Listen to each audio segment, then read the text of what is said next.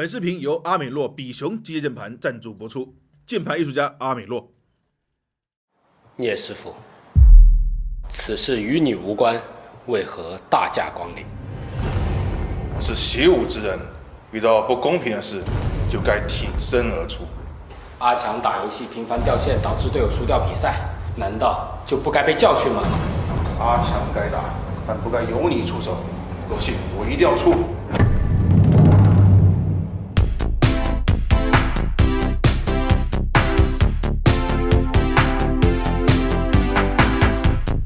不要打了啦！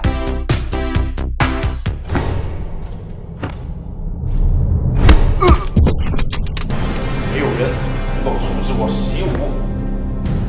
聂师傅果然好功夫啊！接下来再没有人打扰我们尽情比武了。天下武功，唯快不破，岂有连击宝？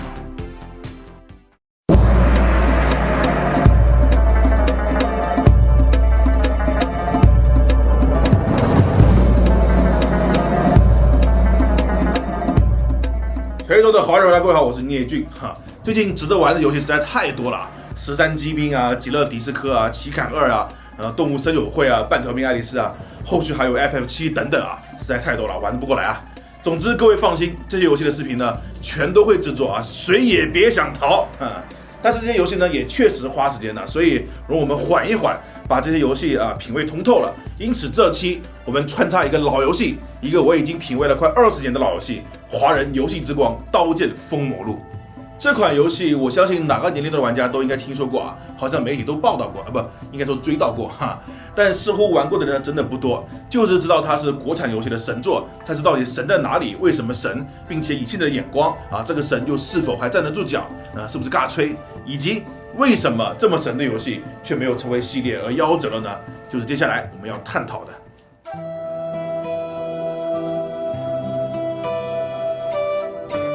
2000年最火的游戏，除了千年虫，就属《暗黑破坏神2》了。《刀剑封魔录》是2002年末发售的，如果估计开发周期是2年，或许可以认为《刀剑》是受了《暗黑2》的启发。事实上，《刀剑》不管是从品质、内容逻辑、内在气质，还是外表上，都接近了《暗黑2》的感觉。特别是外表啊，你看这写实朴素、苦大仇深的人物立绘，这画风在中国武侠游戏一票的俊男美女的汪洋中，简直就是泥石流啊！再看看这张场景插画。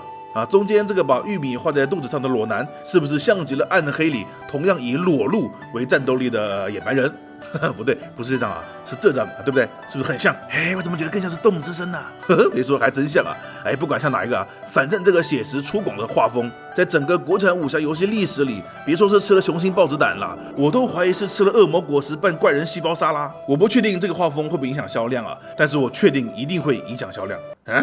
但我个人是非常喜欢的。这个画风在贴近暗黑的气质同时，也证明了制作组选择以游戏体验为核心，因为这个画风非常符合游戏的整体风格。荒凉时代，妖魔横行，生灵涂炭，这个背景下的人物自然是灰头土脸，色彩暗淡，苦大仇深的。这比一开始就先画个漂亮主角，再做游戏的项目好太多了。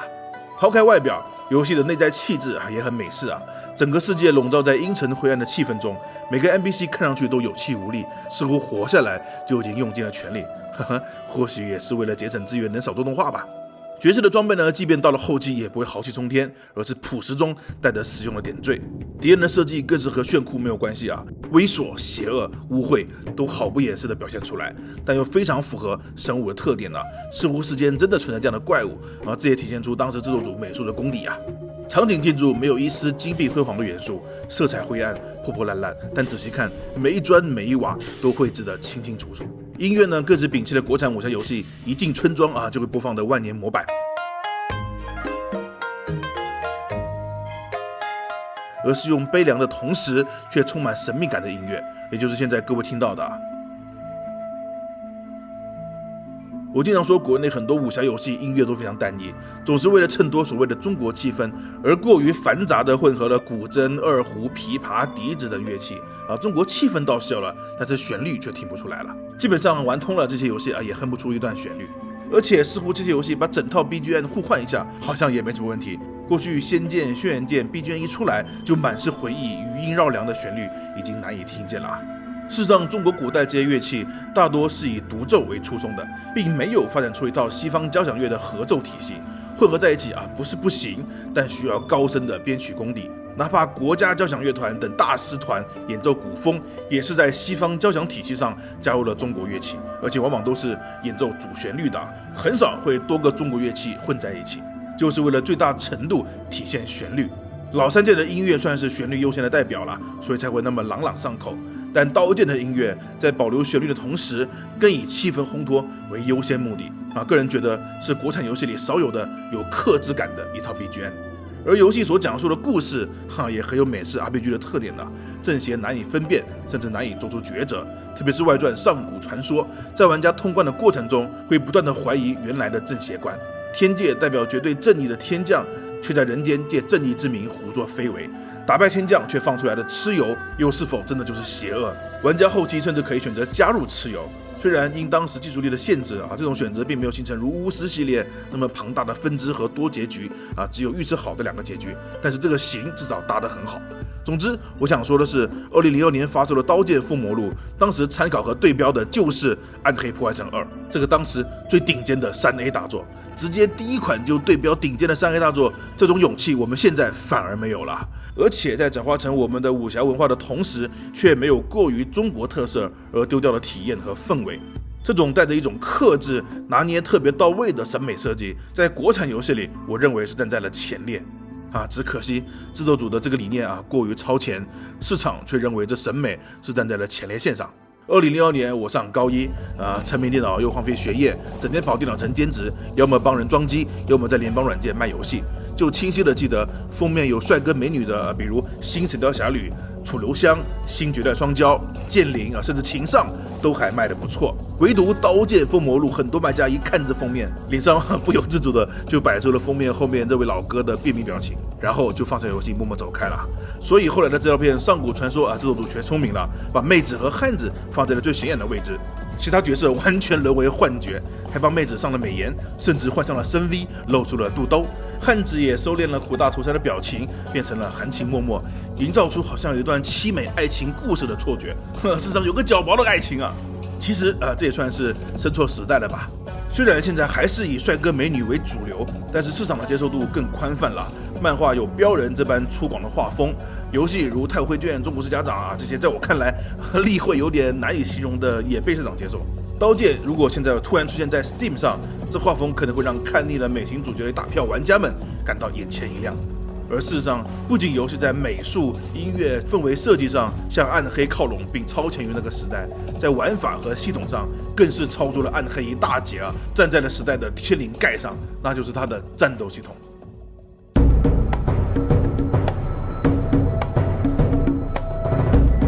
在玩法上，刀剑就是标准的2D 45度角的 ARPG， 这种类型在当时暗黑2红透半边天的背景下是很常见的但大部分游戏在 ARPG 这个类型里，我觉得更偏向于 RPG 类因为在操作上并没有过多的挖掘，成长主要以人物属性和装备为主。而刀剑封魔录则更偏向于那个 A-Action， 这是刀剑最创新也最体现技术力强悍的地方。刀剑里每个技能都是一段招式，招式之间可以流畅的衔接。以双刀女侠这个职业为例最基础的平砍就有6下连招，而第一个技能的腿法攻击又有4下连招，最后1下有击倒效果。因此玩家可以鼠标点6下左键，再点4下右键，实现砍6刀踢4脚，最后击倒敌人的连招游戏真的会计算玩家的 combo 数量。当然你要喜欢一刀一脚的交替着耍花招也是可以的但不能输出最大化。输出最大化的方式是砍6下踢3下最后1下击倒不死出来，转而再砍3下，然后才踢出4下腿，实现16 combo。而在第15 combo 的时候呢，敌人已经被强制倒地了，腿法最后1下为下压腿，刚好可以压中倒在地上的敌人，实现伤害最大化。没错，在这个 ARPG 里，敌人倒地的短时间内向下攻击能实现倒地追击，这还只是2个招式就能连出花来而游戏里每个角色都有12种招式，外加4种大招。12种招式每个都有特点，有远程道具，有带击飞效果，有能让敌人浮空，有控制敌人，有自身位移，有些适合做连招的结束，有些则能够衔接不同的招式。如此多的招式和特点，几乎有无限种组合，加上好几个职业，就算摒弃了不好用的，也有近100种组合供玩家尝试。注重连招的女侠，擅长力量的力士，偏向法术的和尚和各项均衡的剑士，是 combo 少而输出高，是输出低但 combo 不断，是以1对1的锁住敌人，还是以范围攻击群攻，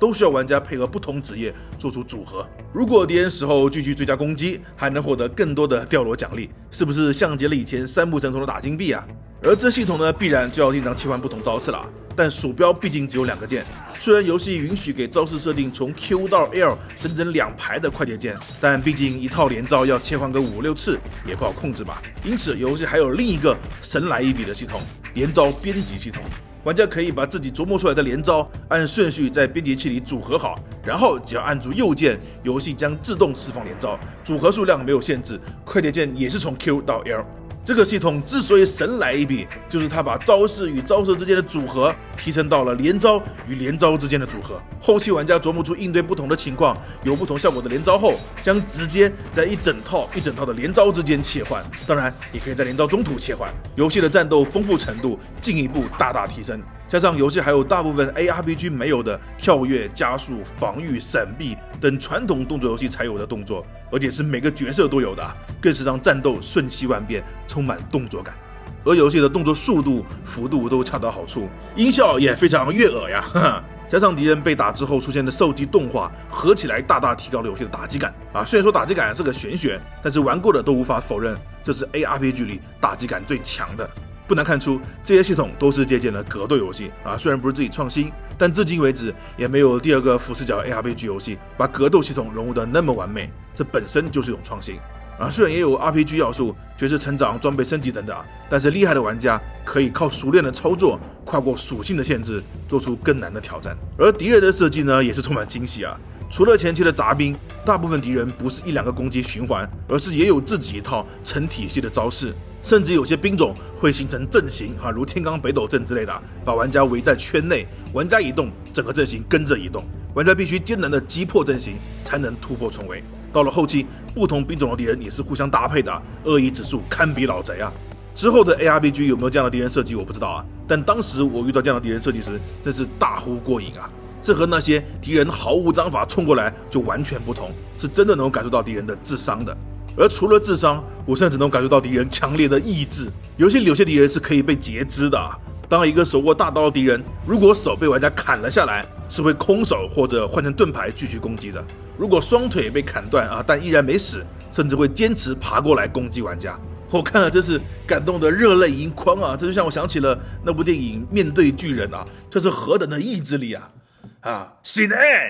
这个断肢效果呢，还不只是视觉上的，跟连招也有关系。游戏的武器有锋利值的设定，越锋利则越容易断肢。但是断之后呢，特别是断脚，敌人可能强制改变形态，影响玩家连招，从而中断。甚至有些敌人断之后反而更加危险。那别忘了，每个角色还有4个大招，释放大招的方式也很特别，需要按住防御键，然后用鼠标在屏幕上画出特定的符号，这让大招不能过于方便的嵌入连招之中，以限制使用，但也给威力巨大的大招营造了很强的仪式感。什么时机使用，使用哪一个大招，自己画的是否熟练，都将成为重要的考虑因素，而不是等CD一到就丢出去的机械操作。而这些系统现在看起来依然很特别啊，但别忘了那是在2002年啊，可想而知玩家们多么震惊。而如果你是开发过2D 游戏，或者了解一些2D 游戏的技术，就知道以上说了那么多，在2D 游戏这个框架里面要实现起来是多么的不容易啊！这也是我前面说的，它展示出了制作组强大的技术力。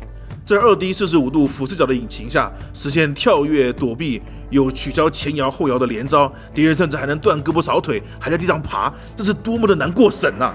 不是多么的难实现啊！那这期不是游戏开发讲解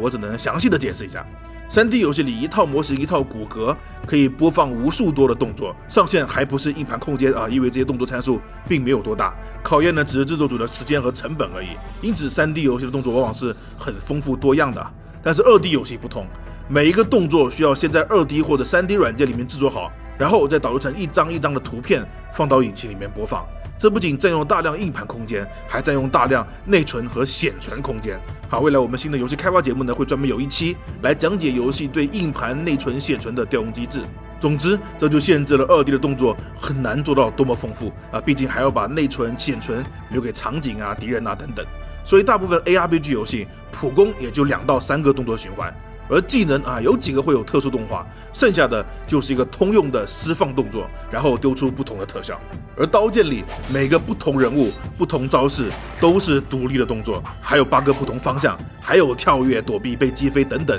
加上敌人的招式、场景的支援，在当时那个内存、显存都捉襟见肘的时代，这是多么强的资源管理能力啊！而除了资源管理，更难的是逻辑管理。这些动作如何衔接，连招时如何过渡，以及最恐怖的如何设置图层关系。而 3D 游戏最方便的一点是，基本不用管图层关系啊，除非特殊效果，否则离屏幕近的必然会挡住离屏幕远的。但2D 游戏不同啊，他们都处在同个G轴上面，都是2维世界的纸片人。当2个人叠在一起时啊，是谁挡住了谁啊？谁在上面，谁在下面，都需要排个先后顺序。那这些都还好，每个2D 游戏都要做的嘛。但刀剑封魔录可是有大量断肢和武器掉落的啊。同样，为了节省资源啊，除非像断了脚变成在地上爬，那是换了一套动画资源。而像掉落武器、断了个手臂，都不可能直接换套资源的，而是把武器和手臂单独分开成另一个资源啊，掉落后就不显示了。那问题来了，这个敌人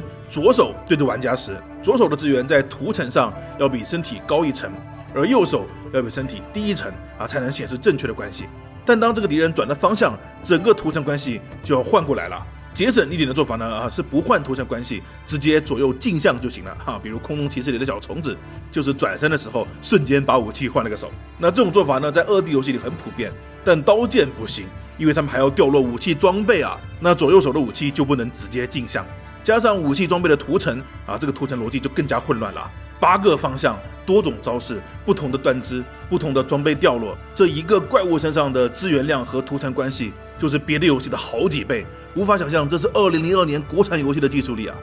刀剑还有很多细节，比如那时候一个2D 游戏就已经实现了昼夜交替、天气变化啊！再仔细看看，角色平常移动是8个方向，武器拿在手上，但一旦靠近了敌人，角色就架起了武器，做出了迎战的姿势，并且移动都是以敌人为圆心，面向敌人绕着他移动。天哪，这种锁定朝向的设定可是得等到很后来 3D 技术普及后才有的，这个 ARPG 游戏就率先实现了。这不要说暗黑2了，这他妈暗黑3都没有啊，我打赌暗黑4也不会有啊。虽然在功能上这只是一个视觉效果，但是就这么一点点小小的加强，就能让游戏的连招和打击感大大提升。而这又是一个麻烦的资源和层级管理啊！这个游戏是2012年穿越过去的吧？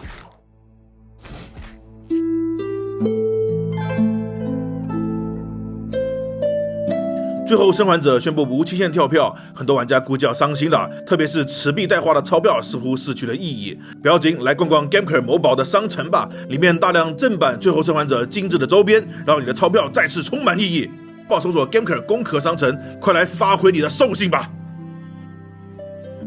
总之，《刀剑封魔录》和外传《上古传说》，无论从画风上还是系统设计上，都完全不像是那个时代的作品。刀剑不仅使我们国人振奋，就连老外也惊讶其品质之高，设计之前卫。在不知名的视频网站搜索 Blade and Sword， 会发现全世界玩家对它的赞不绝口。只可惜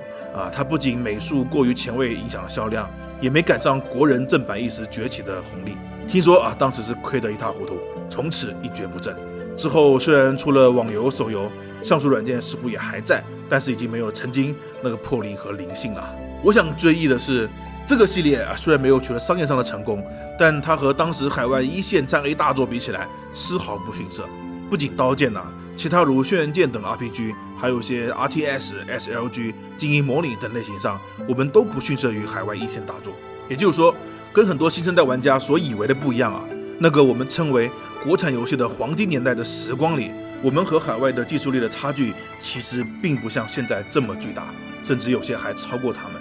但现在差距越来越大，特别是进入 3D 时代之后，这里有政策的原因，有市场的原因，但更多是我们行业思维深层的责任。进入 3D 时代后，技术力提升的成本开始飞升，市场或许不再觉得这是值得的投资。而网游远比单机高几个数量级的赚钱能力，也让花大钱提升技术力失去了动力。最后距离越来越大，量变成质变，形成现在很少人敢去尝试的鸿沟。我并不反对用网游去赚钱，恰饭嘛，不寒碜，活下来比什么都重要但是是否应该在恰饱的同时，保持对技术力的探索呢？毕竟科技才是第一生产力，这句初中就学过的话，放在任何领域都适用。还好现在我们很多科技领域都在慢慢追上，不仅手机，很多品类国产反而是成为了首选是吧大家但游戏领域的技术，或许我们从业人员也要转变一下思想它不仅是一门娱乐的技术，游戏所诞生的技术力一样能转化为很多对社会有用的科技。关于这方面就又是另一个视频的坑啦。总之逆水行舟，不进则退，希望新生代的玩家知道，曾经我们也有与世界竞争的黄金年代，我们不是天命就得落后，过去不是，未来也不是。